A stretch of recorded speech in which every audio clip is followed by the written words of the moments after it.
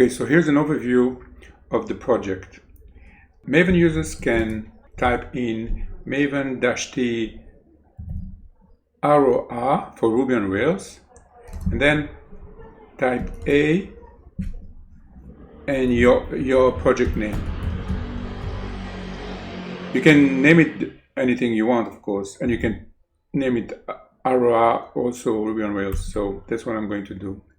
You can now see the files. We have a deps.eden, maven.eden, a readme, and then the source files here. You have 5 source files. Quick overview. This is the deps.eden file with a couple of dependencies. This is the maven eden file, and the readme, which this gives you instructions or tells you how to run the code. The only thing I need to do here in my source file is go to the SQL file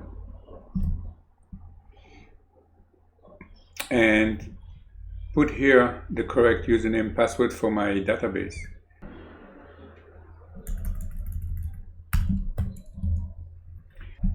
Once the correct username and password is set, I can run the program with the tools deps. It's clj-m, then ROR core. So now if you go to localhost at port 8080, you will get the application as this blog engine that you might recognize from the DHH demo. Hello Brazil, yes, yes, hello indeed. Then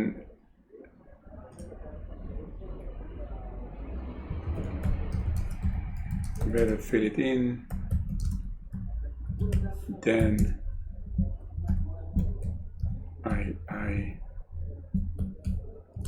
sir,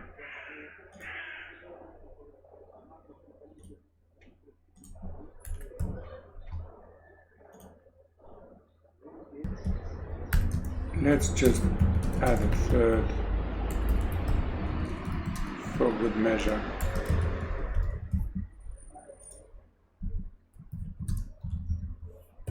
Oh yeah. And then if I go to one of these posts, I can post comments. Yes, I agree with the hello. And then me too, me too.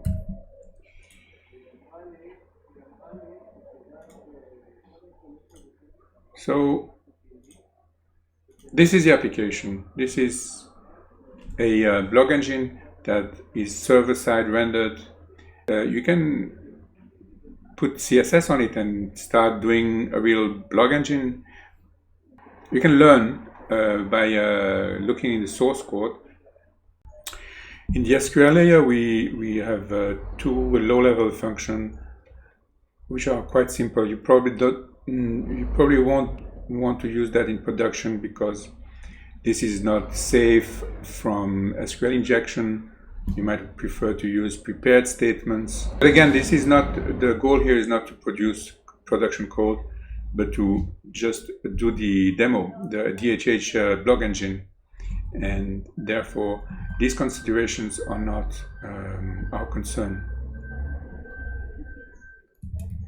The post here is the domain where you can create the individual blog posts.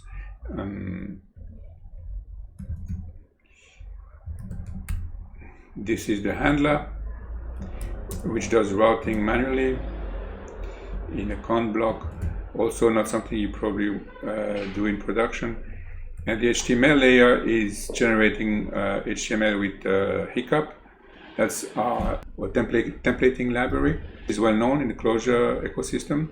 Typical Lisp solution where you represent HTML with S expressions. In this case, it's vector and map syntax, but it's in the spirit of these Lisp templating libraries.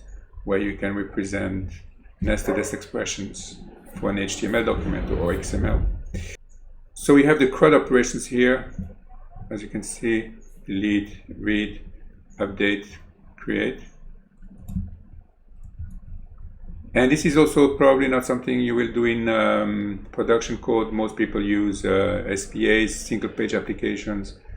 So again, I'm not implying anything regarding best practices or production code, production readiness.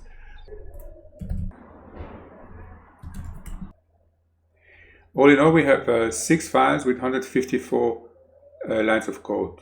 That's not too much.